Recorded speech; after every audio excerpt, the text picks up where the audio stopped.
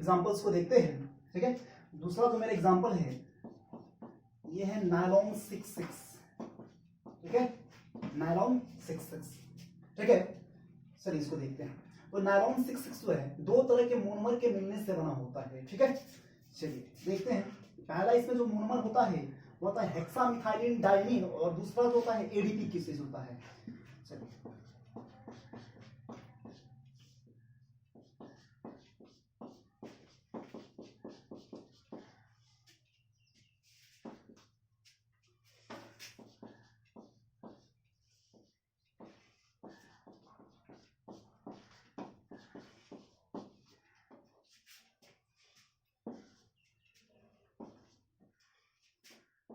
चलिए इसका नाम होता है हेक्सामिथाइलिन डाइमीन और इसका नाम होता है एडीपी केसिड। एडीपी केसिड। ठीक है, हमने क्या लिया, हेक्सामिथाइलिन डाइमीन का बहुत सारा मॉलिक्यूल ले लिया, एन कहने का इसका बहुत सारा मॉलिक्यूल। ठीक है, उसी तरह एडीपी एसिड का बहुत सारा मॉलिक्यूल ले लिया और जब इसका पॉलीमेराइजेशन कराएंगे, क्या कराएंगे, पॉलीमेराइजेशन, तो जाके मेरा क्या बनेगा, नायलॉन 66 बनेगा। देखते हैं हम इसको और कैसे लिख सकते हैं। इसका पॉलीमेराइजेशन कराने के लिए क्या लिख सकते हैं, इसी चीज को मैं ऐसे भी तो लिख सकते हैं। देखिएगा NHH लिख सकते हैं, लिख सकते हैं। देखिए इसको क्या लिख सकते हैं, एच को अलग कर दिए और इसको लिख सकते हैं हम लोग, थोड़ा सा अरेंज कर रहे हैं बस, ऐसे लिख सकते हैं। देखिए अभी कुछ चेंजिंग नहीं हुआ, बस थोड़ा सा अरेंज किए है वही, लेकिन थोड़ा सा अरेंज कर दिए हैं बस। ये जो H है बस H2 था, उसको H अलग कर दिए। ठीक है, यहां से भी H अलग कर दिए, यहां से क्या OH, इस O को ऊपर कर दिए कार्बन के ऊपर। ठीक है, अभी भी ऑक्सीजन का दो ही वैलेंसी है, यहाँ 2 ऑक्सीजन, यहाँ भी 2 ऑक्सीजन, यहाँ 2 H है, 2 H है, बस अलग अलग कर दिए, थोड़ा सा अरेंजमेंट किए हैं। ठीक है, देखिए यहाँ से एक्चुअली होता क्या है, तो यहाँ से H, ठीक है, और फिर यहाँ से H, ठीक है, और यहाँ से OH और यहाँ से OH रिमूव होता है। ठीक है, और ये जो OH होता है एसिडिक एसिड, एडीपी एसिड का, वो इस हेक्सामिथाइलिन डाइमीन के एक H के साथ में कंबाइन होकर के H2O मॉलिक्यूल को फॉर्म करता है। ठीक है, फिर यहाँ इसके साथ, ठीक है, ये वाला जो H होगा इस OH के साथ में कंबाइन होकर के क्या बनाएगा, आपका OH H2O मॉलिक्यूल बनाएगा। तो क्या हुआ इसका, देखता हूं, यहां से H रिमूव हो गया है। ठीक है, तो क्या बचा है मेरे पास में, HN बचा है। ठीक है, उसके बाद क्या है, CH2 का होल 4।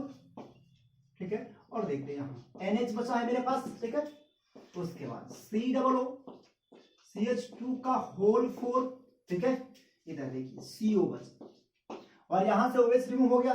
तो ये जो मेरा मॉलिक्यूल बना है, इसी मॉलिक्यूल का नाम होता है नायलॉन 66। क्या होता है, नायलॉन 66। ठीक है, इसका यूजेस क्या है मैं बताऊंगा। ठीक है, और यहाँ आपका N मोल क्या बनता है, H2O भी बनता है, क्योंकि H2O रिमूव भी हुआ था यहां से। चलिए देखते हैं, ये नायलॉन 66 मेरा बना। नायलॉन 66 के नायलॉन का यूज बहुत जगह होता है, टायर और बनाने में यूज किया। तो उसके बाद में 66 का मतलब देखिए, नायलॉन दो तरह के मोनोमर के मिलने से बना है। पहला हेक्सामिथाइलिन डाइमीन, तो हेक्सामिथाइलिन डाइमीन में कितना कार्बन है, टोटल 6 कार्बन है। 4 यहाँ, सॉरी ये घबरा गया, यहाँ 6 होना चाहिए।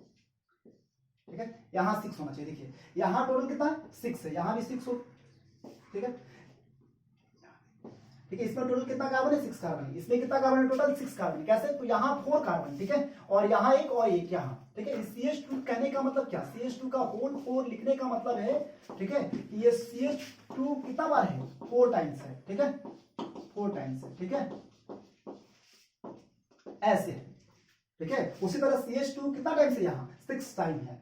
ठीक है, तो नायलॉन 66 दो तरह के मोनोमर के मिलने से बना है, एक हेक्सामिथाइलिन डाइमीन और दूसरा है एडीपी एसिड। ठीक है, तो ये कोई जरूरी नहीं, बच्चे ये समझ लेते हैं कि जो पॉलीमर होता है वह एक ही तरह के मोनोमर के मिलने से बना होता है। क्योंकि मैंने पीछे ये बताया था ना कि बहुत सारा छोटा छोटा मॉलिक्यूल्स आपस में कंबाइन होकर के एक बड़े से मॉलिक्यूल का निर्माण करते हैं। तो बहुत सारा बच्चा ये देखता है कि सारा ये एक ही तरह का मॉलिक्यूल है। देखिए ये भी तो खुद ही दिख रहा है ना, बहुत डिफरेंट डिफरेंट, मतलब सारा मॉलिक्यूल एक जैसा नहीं है। तो कोई भी जो पॉलीमर होता है वह एक ही तरह के मोनोमर के मिलने से नहीं बनता है, डिफरेंट भी हो सकता है, सेम भी हो सकता है। अगर सेम होगा तो उसका नाम कुछ अलग होगा और डिफरेंट होगा तो उसका नाम कुछ अलग होगा। ठीक है, तो पहला वाला जो मेरा एग्जांपल था वह एक ही तरह के मोनोमर के मिलने से बन रहा था। तो क्या बन रहा था, इथीन, केवल इथीन मॉलिक्यूल से मिलकर के बन रहा था, तो पॉलीथीन। यहाँ दो डिफरेंट डिफरेंट तरह से मिलकर बना नायलॉन 6X, ठीक है। तो कोई भी पॉलीमर एक तरह के मोनोमर के मिलने से भी बन सकता है और डिफरेंट तरह के मोनोमर के मिलने से भी बन सकता है, ठीक है। चलिए हम देखते हैं पढ़े हम लोग क्लासिफिकेशन ऑफ पॉलीमर, ठीक है। तो जनरली क्लासिफिकेशन ऑफ पॉलीमर जो होता है वो 5 तरह का होता है, ठीक है। पहला होता है मोनोमर के बेसिस पे।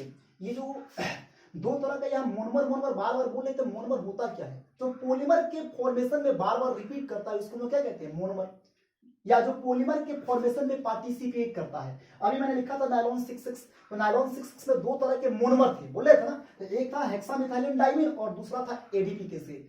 नायलॉन 6X कैसा बना था, हेक्सामिथाइलिन डाइमीन और एडीपी एसिड के मिलने से बना था। तो हेक्सामिथाइलिन डाइमीन और एडीपी एसिड नायलॉन 6X का क्या हो गया, मोनोमर हो गया। क्या हो गया, मोनोमर, ठीक है। तो सबसे पहले हम समझते हैं कि मोनोमर क्या होता है, उसका डिफिनेशन समझ गए। डिफिनेशन देखते हैं क्या होता है। चलिए मोनोमर को देखते हैं, मोनोमर समझते हैं क्या होता है मोनोमर, ठीक है ना। मोनोमर जिसका हिंदी होता है एकलक। क्या हिंदी होता है, एकलक, एकलक, ठीक है। The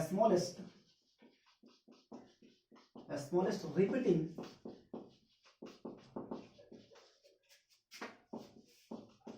part of polymer is called monomer, ठीक है। पॉलीमर का जो सबसे छोटा सा रिपीटिंग पार्ट होता है उसको लोग क्या कहते हैं, मोनोमर। जैसे इथीन के फॉर्मेशन में क्या, सॉरी पॉलीथीन के फॉर्मेशन में इथीन बार बार रिपीट कर रहा था। जैसे यहाँ एग्जांपल समझा देते हैं, ठीक है ना। जैसे एक इथीन बोला, एन मोल क्या ले लिए, इथीन ले लिए, ठीक है। जब इसका पॉलीमेराइजेशन कराते हैं तो हम लोग क्या बनता है, पॉलीमेराइजेशन कराते हैं तो ये बनता है मेरा पॉलीथीन। क्या बनता है, पॉलीथीन बनता है, ठीक है। एक मोल पॉलीथीन का बनता है। ये मेरा हो गया इथीन और ये मेरा हो गया पॉलीथीन, ठीक है। तो इथीन का बहुत सारा मॉलिक्यूल इसमें कंबाइंड हुआ है, ठीक है, तभी तो क्या बना है, पॉलीथीन बना है। तो ये जो छोटा सा एक मॉलिक्यूल है, ठीक है, पॉलीथीन का जो एक मॉलिक्यूल क्या है, इथीन है। तो इस इथीन मॉलिक्यूल को क्या कहेंगे, पॉलीथीन का मोनोमर। यानी पॉलीथीन किससे बना है, तो इथीन के मिलने से बना है। तो इथीन क्या हुआ, इस पॉलीथीन का मोनोमर हो गया। उसी तरह नायलॉन 6X में मोनोमर क्या था, तो हेक्सामिथाइलिन डाइमीन और एडीपी एसिड था, ठीक है। तो क्या लिखा, the smallest repeating part of polymer is called monomer. Polythene में इथीन बार बार रिपीट कर रहा है तो पॉलीथीन का मोनोमर इथीन हो गया, ठीक है। चलिए आगे देखते हैं हम लोग क्लासिफिकेशन ऑफ पॉलीमर। तो जनरली क्लासिफिकेशन ऑफ पॉलीमर 5 तरह का होता है। पहला, ठीक है, मोनोमर के बेसिस पे, ठीक है। दूसरा आपको सोर्स के बेसिस पे, तीसरा स्ट्रक्चर के बेसिस पे, चौथा मोड ऑफ पॉलीमराइजेशन के बेसिस पे, पांचवा, ठीक है, इंटरमोलिकुलर फोर्स के बेसिस पे, ठीक है। तो 5 तरह का। पहला हम पढ़ते हैं मोनोमर के बेसिस पे, ठीक है। मोनोमर के बेसिस पे पॉलीमर को कितने पार्ट्स में डिवाइड किया गया है,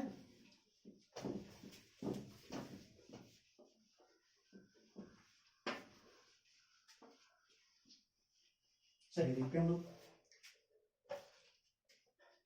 क्लासिफिकेशन, पहला क्लासिफिकेशन पढ़ रहे हम लोग, classification of polymer, classification of polymer, ठीक है। किसके बेसिस पे, तो on the basis of monomer, monomer के बेसिस पे हम लोग पढ़ रहे हैं, ठीक है। तो मोनोमर के बेसिस पे पॉलीमर को 2 पार्ट्स में डिवाइड किया गया है। पहला जो है मेरा होमोपॉलीमर, क्या है, होमोपॉलीमर, और दूसरा जो मेरा है वह है कोपॉलीमर। क्या है, कोपॉलीमर, कोपॉलीमर, ठीक है। तो होमोपॉलीमर का मतलब क्या होता है, तो होमोपॉलीमर का हिंदी होता है समबहुलक। क्या हिंदी होता है इसका, समबहुलक, ठीक है। इसका हिंदी क्या होता है, तो सहबहुलक, सहबहुलक, ठीक है। चलिए अब दोनों का डिफिनीशन समझते हैं, ठीक है। पहले समझ लेते हैं, उसके बाद में दिखा देंगे हम। होमो, देखिए होमो जो ये वर्ड है, ये जो वर्ड होमो है, इस वर्ड को समझते हैं पहले। होमो, होमो का मतलब क्या होता है, सेम। क्या होता है, सेम या एक ही जैसा, ये भी बोल सकते हैं, सेम या एक ही जैसा, ठीक है। और पॉलीमर का मतलब क्या, पॉली मीन्स बहुत और मर का मतलब क्या, यूनिट, ठीक है। तो एक ही जैसा जब बहुत सारा छोटा छोटा मॉलिक्यूल्स आपस में कंबाइन होकर के किसी एक बड़े मॉलिक्यूल का निर्माण करेगा तो हम लोग क्या कहेंगे, होमोपॉलीमर। या जब या कोई पॉलीमर एक ही तरह के मोनोमर के मिलने से बनेगा तो हम लोग क्या कहेंगे, होमोपॉलीमर कहेंगे, ठीक है। अब कोपॉलीमर को देखते हैं तो को का मतलब होता है डिफरेंट, क्या होता है, डिफरेंट, या more than two more than one, या मोर देन वन, ठीक है। तो चलिए, अगर कोई पॉलीमर एक से अधिक तरह के मोनोमर के मिलने से बना है तो उसे हम लोग क्या कहते हैं, कोपॉलीमर। अगर कोई पॉलीमर एक तरह के मोनोमर के मिलने से बना है उसे हम लोग क्या कहते हैं, होमोपॉलीमर, ठीक है। तो डिफिनीशन याद हो गया होगा, उस तरह का पॉलीमर जो एक ही तरह के मोनोमर के मिलने से बना है तो उसे हम लोग क्या कहेंगे, होमोपॉलीमर। और कोपॉलीमर जो एक से अधिक तरह के मोनोमर के मिलने से बना है उसे हम लोग क्या कहेंगे, कोपॉलीमर। जैसे मैंने पॉलीथीन हो गया, पॉलीथीन इथीन के केवल इथीन से ही मिलकर बना था तो इथीन क्या हुआ, पॉलीथीन क्या हुआ, होमोपॉलीमर, ठीक है। अब कोपॉलीमर को देखते हैं तो नायलॉन 6 क्या, दो इसमें मोनोमर था, एक था हेक्सामिथाइलिन डाइमीन और दूसरा था एडीपी एसिड, तो नायलॉन 6 क्या हुआ, कोपॉलीमर। तो बहुत सारे एग्जांपल है, चलिए देखते हैं इसको, इसके डिफिनेशन को लिख देते हैं उसके बाद में एग्जांपल को समझाते हैं, ठीक है।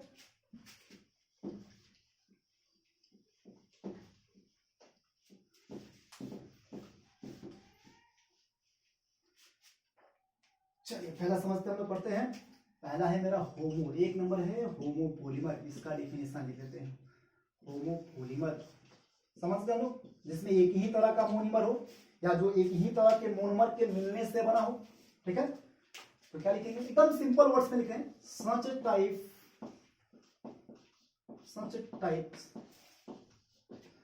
such types of polymer which polymers which form by one type of monomer is called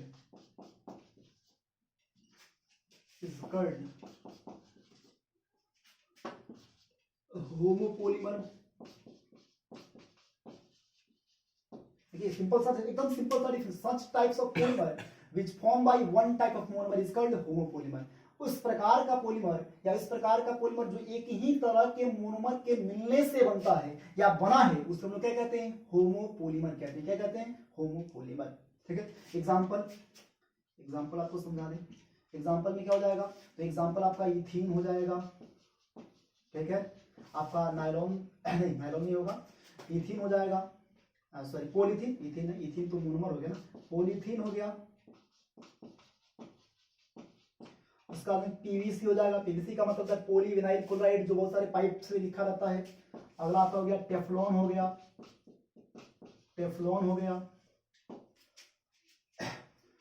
उसके बाद सेलुलोज हो गया, बहुत सारा सेलुलोज हो गया, स्टार्च हो गया,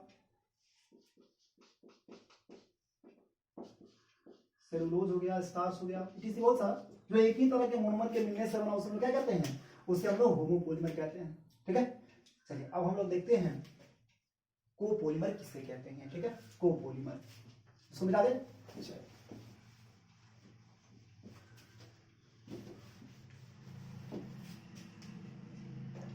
चलिए कोपॉलीमर देखते हैं।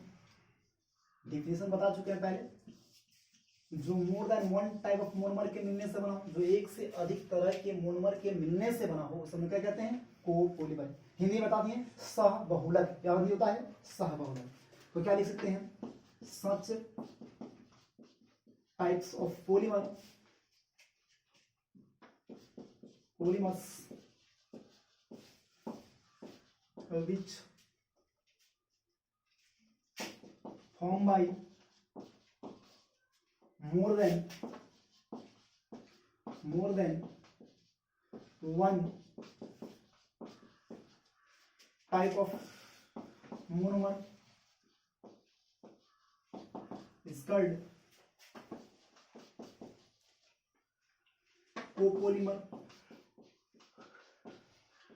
जो एक से अधिक तरह, सॉरी यार यहाँ अकर्ड कोपोलीमर जो एक से अधिक तरह के मोनोमर के मिलने से बनता है उसे हम क्या कहते हैं, उसे कोपोलीमर कहते हैं। जैसे एग्जांपल हो गया मेरा नायलॉन 66, अभी कुछ देर पहले बताए थे, दो तरह का मोनोमर था, एक था हेक्सामेथाइलेटाइडिन और दूसरा था एडीपी के एसिड। उसके बाद में नायलॉन 6 भी होता है, ठीक है ना, इसमें भी दो तरह का। उसके बाद में नायलॉन 6 10 होता है, और बहुत सारा बैकेलाइट हुआ,